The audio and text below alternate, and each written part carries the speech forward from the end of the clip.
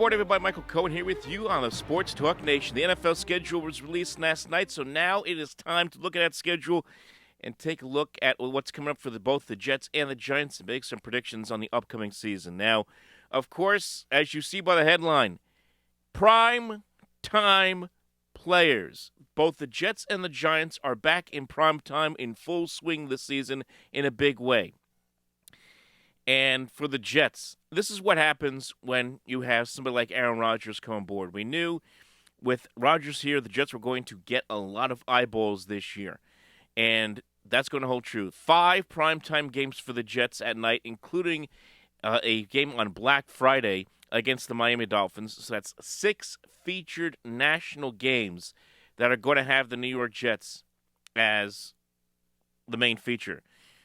And it all kicks off right there. Here, let me pull up the schedule. All kicks off on Monday night against the Buffalo Bills, Week 1, ESPN, Monday Night Football. Everyone had been wondering whether the Jets and Giants would play one another to open the season, and a lot of people thought that would be the Monday night game. That was not the case. Obviously, the Giants are going to get the Cowboys to open the season. The Jets get the Bills. To me, this makes a lot of sense. A divisional matchup, AFC East, the defending AFC East champions and the Buffalo Bills, a team that a lot of people still think has Super Bowl aspirations, against a Jets team that is both young, has a lot of good young talent, and of course now has Aaron Rodgers in the fold. That is without a doubt the game, the featured game there for Week 1 on Monday Night Football. Week 2, and you take a look at that Jets schedule. I'm going to be completely honest with you. That schedule is not going to be easy. And I saw a lot of Jet fans on the social media last night saying, they're saying this team can win 13 games, this team can win 14 games, this team is going to get off to a fast start. That start of the schedule is not conducive to a fast start. That's going to be rough. I mean, you're starting the season in Buffalo, then Week 2 at Dallas, home to New England in Week 3, and then, of course, for the first time in a very long time, it will be going on 12 years since the Jets last appeared on Sunday Night Football. Their last appearance on Sunday Night Football was in 2011 against the New England Patriots, a game they lost 37-16. And, of course, the last time the Jets played a game on NBC was the butt fumble game a year later in 2012. So NBC has wanted nothing to do with the Jets for good reason. As you all know, the franchise has been mired in mediocrity, if not worse, for the last decade. But for the first time since that time, since 2011, we got the Jets on Sunday Night Football against the defending Super Bowl champion Kansas City Chiefs. And if everything goes as everyone hopes and expects, it'll be Aaron Rodgers against Patrick Mahomes, and it can't get any better than that, especially if those two guys are healthy and playing at the top of their game. That's going to be a phenomenal football game. Week 5 at Denver, always a tricky matchup. That, of course, being the Nathaniel Hackett homecoming game, if you will. We'll see what the Broncos are this year with Sean Payton now as the head coach, what he's going to be able to do with Russell Wilson. Broncos were a bad football team with high expectations last year, and it just did not work. We'll see what the Broncos are this year. Week 6 against the Philadelphia Eagles is going to be, of course, a situation where the Jets are looking for their first ever victory against the Eagles in the regular season. The Jets have never beaten the Eagles in 12 tries. Is this the year the Jets finally get them? Well, they have the right man under center to try to do that with Aaron Rodgers. Rodgers against Jalen Hurts. That's a featured game, Fox Game of the Week in Week 6. After the bye week, then you have the clash with the New York Giants on the weekend of Halloween, and then back-to-back games, 2 more games in primetime. Chargers on a Monday night in Week 9, and then all the way out to Las Vegas to take on the Raiders in what is going to be a Sunday night football game, and there's a good chance that we could end up taking the show on the road to Las Vegas. We'll see what happens. But the Jets and the Raiders in Las Vegas in Week 10.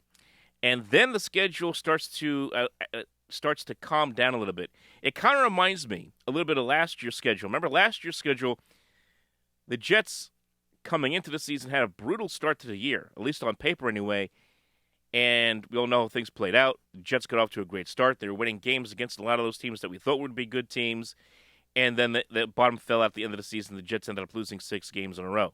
So you want to be careful, and I want to be careful by coming on here and saying the first half of the schedule is brutal. The Jets don't have a chance, or they're going to have a difficult time, and the second half of the schedule is easy because we don't know what it's going to be when we get there. But right now, here in May, based on what we know about these teams like Miami, who I think will be good but not great, teams like Atlanta, Houston, Washington, Cleveland, who are all bad teams, yes, the Jets, if things are going the way a lot of Jet fans would like and hope, and if Aaron Rodgers is being kept upright and is doing well with this offense, the Jets could make some hay there at the end of the year against those teams that I just mentioned, going into that Week 18 matchup against the Patriots. Where do the Jets stack up in this division is going to be a huge question this year. Obviously, the Buffalo Bills are still the class of this division with Josh Allen, Sean McDermott. That offense is still very good. Defense is still very good. So I think Buffalo is still the class of this division. The question is going to be Miami as well as New England.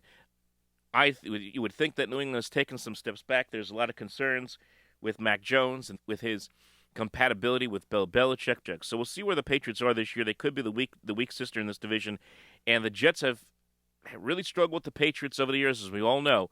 I think this is the year the Jets finally get the Patriots, especially in that Week 3 matchup early in the year. So right now, if you ask me, here is my prediction. 10 wins, 7 losses. And I know what you're going to say. How could you say that, Michael? They got Aaron Rodgers here. You got the offensive rookie of the year. You got the defensive rookie of the year. That you've added Alan Lazard and Randall Cobb. You got Breece Hall coming back off of an injury. He should be healthy for a full season. I understand all of that, and I am excited to see what this team is going to look like, especially on the offensive side of the ball. The expectation is not just to get to the playoffs, it's to win it all. But I'm going to be honest with you. When you look at that schedule, it is not easy, especially the first half of the schedule.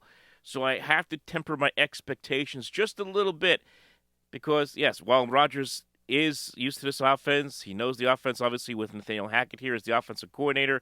The Jets have tremendous playmakers. I totally understand that with guys like Lazard and Randall Cobb, and obviously Garrett Wilson, offensive rookie of the year, and healthy Breece Hall. I totally get it.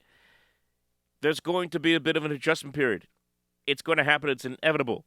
And when you're playing a lot of good teams, as the Jets are, like Buffalo, Dallas, Kansas City, there could be some slipping points at the start of the year. So my expectations just tempered a little bit, but I still expect this team to be a playoff team here in 2023.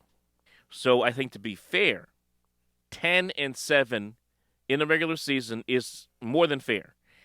And to expect this team to somehow find a way to get into the playoffs with that record, 10-11 wins as a wild card, and maybe the Jets run into a game or two in the playoffs and find their way, and kind of like what they did in 2009, 2010, start to push through that postseason and make some big noise in January and maybe even into February. So the old adage, especially now with the expanded playoffs, just get in. I think 10-7 is more than fair.